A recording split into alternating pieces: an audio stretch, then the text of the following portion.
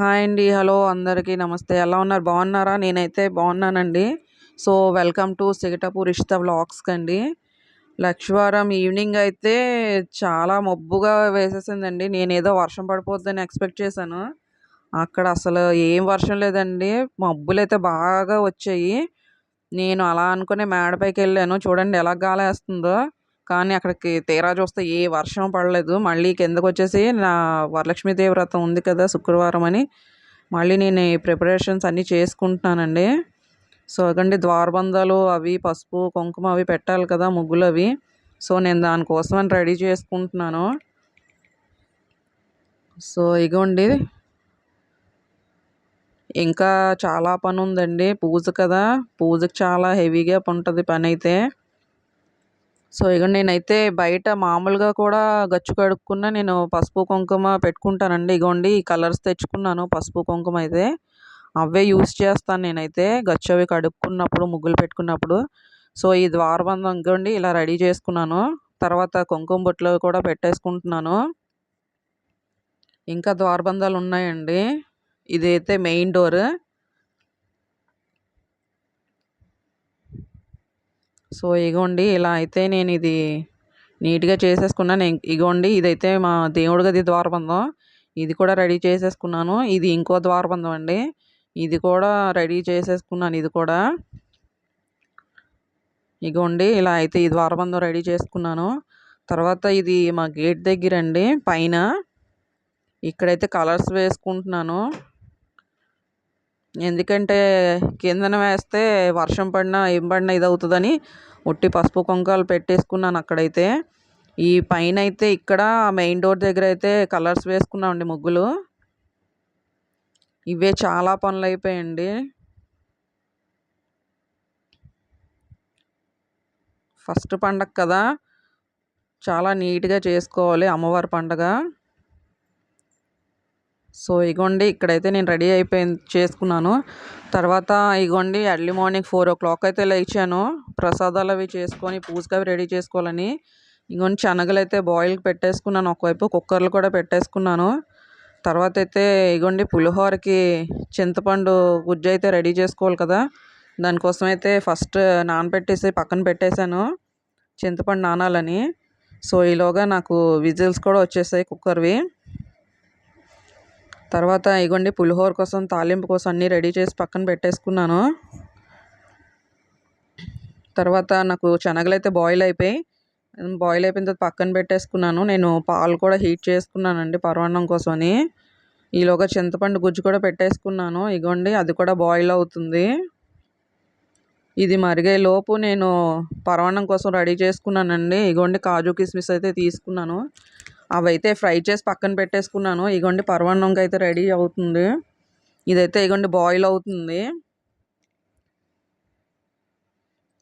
ఇందులో అయితే కొంచెం పాలు ఎక్కువే వేసుకోవాలండి. ఎందుకంటే గట్టిగా అయిపోకుండా ఉండాలంటే పాలు ఎక్కువ వేసుకుంటేనే పరమాన్నం ఎప్పుడు చాలా టేస్ట్‌గా ఉంటది. సో, అది ఇంకా బెల్లం కరగాలి. సో, ఈలోగా ఇగోండి నా చింతపండు గుజ్జు అయితే రెడీ అయిపోయింది. దీన్నైతే స్టవ్ ఆఫ్ చేసేసాను. ఇది చల్లగా అవ్వాలి కదా! అది చల్లగా అయ్యేలోపు నేను ఈ పరమాన్నంకి రెడీ చేసుకుంటున్నాను. ఇగోండి కాజు, కిస్మిస్ కూడా వేసేసుకుంటున్నాను. అవి కూడా ఇందులో బాయిల్ అవ్వాలి కాబట్టి వేసేసుకున్నాను. వేసేసుకొని ఒక్క 2 మినిట్స్ అయితే అలా కలుపుకొని ఉంచుకోవాలి. సో, ఇది అయిపోయింది. నేనైతే ఇది క్యాప్ పెట్టేసి పక్కనైతే పెట్టేసుకున్నాను. తర్వాత ఇగోండి పులిహోర కోసం అయితే తాలింపు రెడీ చేసుకుంటున్నాను. ఆయిల్ వేసి పక్కన పెట్టుకుంటున్నాను. ఇది హీట్ అయ్యేలోపు నాకు చింతపండు గుజ్జు అయితే రెడీ అయిపోయింది.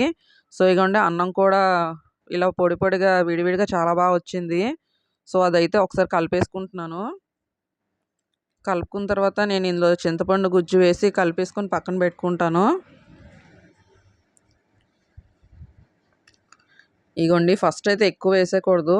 కొంచెం కొంచెం వేసుకొని ఫస్ట్ కలుపుకోవాలి. పులుపుని చూసుకోవాలి కదా!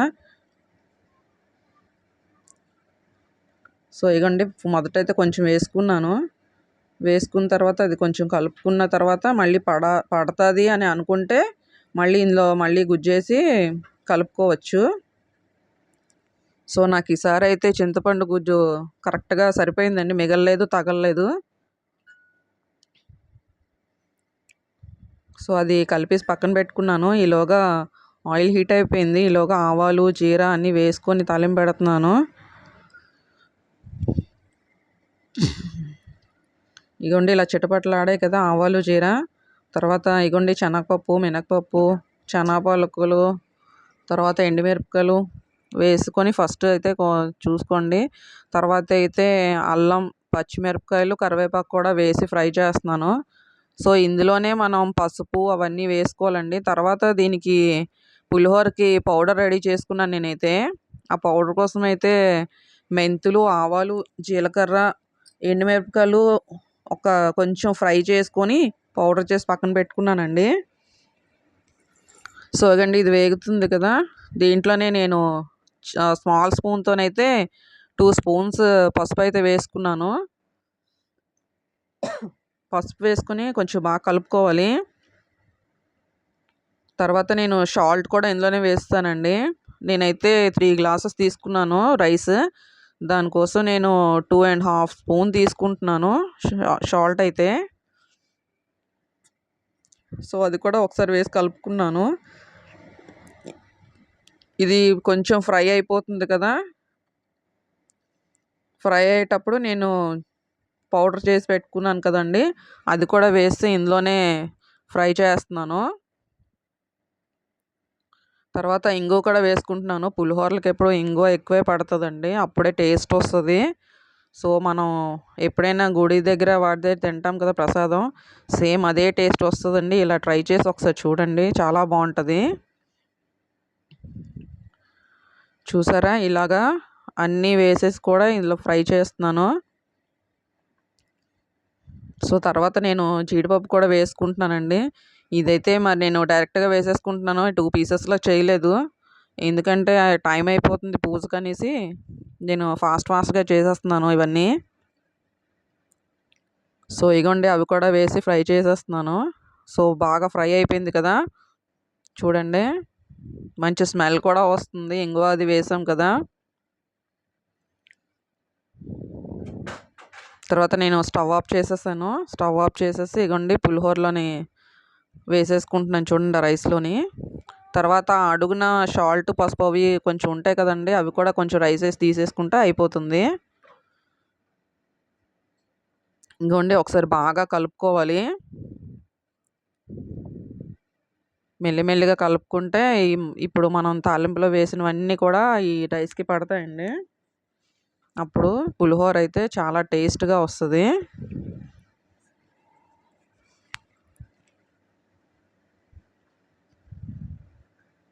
చూసారా? ఇలా అయితే మెల్లిమెల్లిగా కలుపుకోవాలి. తర్వాత మార్నింగ్ పొద్దున్నే సూర్యుడైతే వచ్చేస్తున్నాడండి. ఎండాకాలంలో ఉందండి బాబు ఈ సీజన్ అయితే. వర్షాలు పడతాయనుకుంటే ఏ వర్షం పడట్లేదు. సో, ఇగోండి పులిహోర అయితే కలిపేసి పక్కన పెట్టేసుకున్నాను. సో, ఇగోండి నేను దద్దోజనం కోసం అయితే రెడీ చేసుకుంటున్నాను. రైస్ అయితే ముందే సాల్ట్ కలిపేసి పెట్టేసుకున్నాను. ఇందులోనే పెరుగు కూడా వేసేసుకుంటున్నానండి. దద్దోజనంకి ఎప్పుడు పెరుగు ఎక్కువే పడుతుంది. ఎంత మనం ఎక్కువేస్తే అది అంత టేస్ట్ వస్తదండి.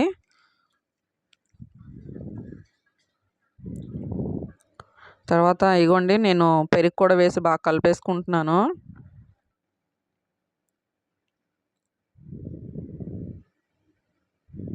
చాలా మెత్తగా చేసేయాలండి రైస్‌నైతే. అప్పుడే మరి దద్దోజనం అంటారు దాన్ని. సో, దానికోసం తాలింపుకి ఆయిల్ అది హీట్ చేసుకున్నాను.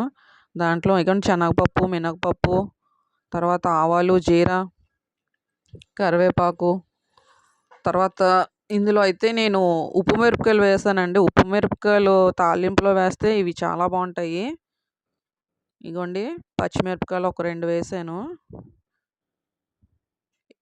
ఎండుమిరపకాయలు అయితే ఒక 2, పచ్చిమిరపకాయలు కూడా. తర్వాత ఇగోండి కొంచెం కరివేపాకు. ఇవి వేసి బాగా ఫ్రై చేసి పక్కన పెట్టుకోవాలండి. ఎందుకంటే దద్దోజనంలోని డైరెక్ట్‌గా వేసేయకూడదు. వేడి వేడిది పెరుగైతే ఇరిగిపోయే ఛాన్స్ ఉంటది. సో, అందుకని తాలింపు పెట్టేసుకొని పక్కన పెట్టుకోవాలి. ఈలోగా ఇగోండి చల్లగా అయిన తర్వాత నేను ఇందులో వేసుకుంటున్నాను తాలింపునంతా. తర్వాత నేను దానిమ్మ గింజలు కూడా తీసి పక్కన పెట్టుకున్నానండి. ఇందులో దద్దోజనంలోని ఈ పళ్ళుది వేస్తే చాలా బావుంటది టేస్ట్ అయితే. అండ్ అమ్మవారికి కూడా ఎంతో ఇష్టమైన నైవేద్యం అండి ఇది.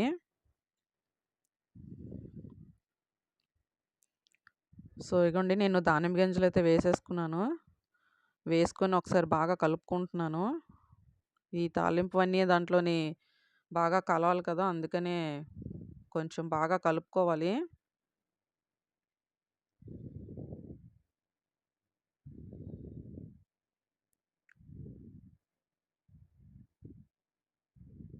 చూసారా? ఇలా అయితే బాగా కలుపుకుంటున్నాను నేనైతే.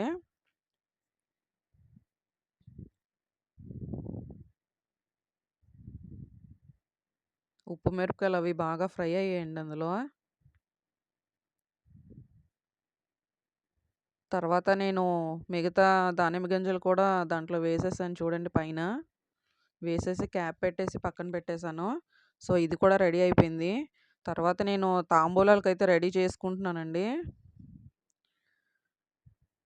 నేను ఇది సెకండ్ ఇయర్ అండి. ఇస్తున్నాను తాంబూలాలు. ఎందుకంటే హెల్ప్ కోసం మా పెద్ద పాప ఉంది కాబట్టి నేను లాస్ట్ ఇయర్ కూడా ఇచ్చుకున్నాను తాంబూలాలు ఇలాగే సేమ్. ఈ ఇయర్ కూడా ఇలాగే ఇస్తున్నాను. ఆ అమ్మవారి దయ వల్ల నాకు క్షేమంగా ఉందండి. సో, నేను అందుకనే ఈ ఇయర్ కూడా తాంబూలాలు ఇచ్చుకుంటున్నాను. సో, దానికోసం అని ఇగోండి నేను ఈ ప్లేట్స్ అయితే ఈ మోడల్ తీసుకున్నాను. తర్వాత ఇగోండి బ్లౌజ్ పీసెస్, ఫ్రూట్స్, కోన్లు, పసుపు, కుంకుమ, తర్వాత పళ్ళు, అరటిపళ్ళు, గాజులు అవన్నీ నేను తీసుకున్నానండి. ఆకు, చెక్క, తాంబూలంకన్నీ రెడీ చేసి పెట్టేసుకుంటున్నానండి పక్కన. సో, పూజకు కూడా టైం అవుతుంది. రెడీ అవ్వాలింకా. ఇవన్నీ చేసేసుకొని పక్కన పెట్టేసుకుంటే ఇంకా రెడీ అవ్వాలండి పూజ కోసం అయితే. ఈలోగా అక్కడ అమ్మవారిని డెకరేట్ చేస్తున్నారు మా ఇంట్లో. నేనైతే ఈ పనులు చేసుకుంటున్నానండి. ఇంట్లో అందరూ హెల్ప్ చేసుకోవాలి కదా! ఒకళ్ళకొకళ్ళు. అప్పుడే ఇలాంటివన్నీ మనం చేయడానికి ఎంకరేజ్‌గా ఉంటది. ఒక్కళ్ళే చేయాలంటే కష్టం కదండీ ఇన్ని. సో, ఇంట్లో అందరూ హెల్ప్ చేస్తే మనం ఇలాంటి పండగలు చాలా చాలా చేసుకోవచ్చు. సో, నాకైతే హెల్ప్ చేస్తారండి. సో, అందుకనే మేమందరం కలిసే చేసుకుంటాం హ్యాపీగా పండగలన్నీ. సో, నెక్స్ట్ వినాయక చవితి కూడా వస్తుంది కదండీ! సో, ఇగోండి నేను ఆకు, చెక్క, పళ్ళు ఇగోండి పువ్వులు అన్నీ రెడీ చేసి పెట్టేసుకుంటున్నాను. ఏం మర్చిపోకుండా ప్లేట్‌లో అన్నీ సర్వ్ చేసుకోవాలండి. అమ్మవారికిచ్చే తాంబూలాలు కదా ఇవన్నీ. ఇగోండి నేను గాజులు, తర్వాత పళ్ళు ఇవన్నీ కూడా ఇగోండి ఇలా రెడీ చేసుకున్నాను. ఇగోండి ప్లేట్ అయితే ఇలా రెడీ చేసుకున్నాను. సో, ఇగోండి మా పూజదైతే ఇలా రెడీ చేసుకున్నాం అమ్మవారిని. ఈ అమ్మవారి డెకరేషన్ అంతా అయితే మా వారే చేశారండి. ఎప్పుడూ మా ఇంట్లో మా వారే డెకరేట్ చేస్తారు అమ్మవారిని వాటిని. అమ్మవార్లే కాదు వినాయకుడిని అందరిని మాకు ఇంట్లో పండగలన్నీ ఆయనే డెకరేట్ చేస్తారండి. మేము ఆయనకన్నీ అందిచ్చేస్తే ఆయన డెకరేట్ చేస్తారు. సో, ఇగోండి ఇంకా మేమైతే రెడీ అయిపోయాము. ఇంకా తాంబూలాలకు పిలిచాము అందరిని. సో, ఇగోండి వస్తున్నారు. వాళ్ళు కూడా పాపం పూజలు చేసుకున్నారు. ఒక్కొక్కళ్ళు పాపం వస్తున్నారు. నేను కూడా వెళ్ళానండి. అందరూ నన్ను కూడా పిలిచారు. సో, ఇగోండి ఈవిడ హిందూ అండి మా ఎదురింటావిడ. చాలా ఫ్రెండ్లీగా ఉంటారావిడ. తర్వాత ఇగోండి ఇటువైపు మా ఆడపడుచండి పెద్ద మావయ్య గారు ఆళ్ళ కోడలు. అక్క అవుతారు తను.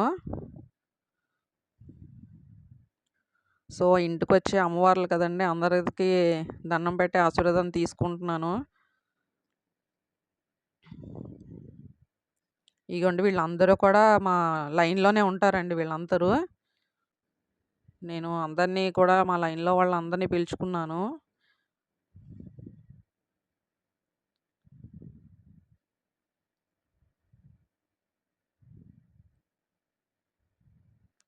వీళ్ళందరూ కూడా బాగా అభిమానంగా ఉంటారండి. తినైతే మా హనీ ఫ్రెండ్ అండి. తినైతే మా జ్యోతక్క. అక్క అవుతారు. ఇక్కడే ఉంటారు మిందులోనే. మా ఇంటి దగ్గరే ఉంటారండి. అక్క కూడా వచ్చారు ఈరోజు తాంబూలం పిలిచిన వెంటనే.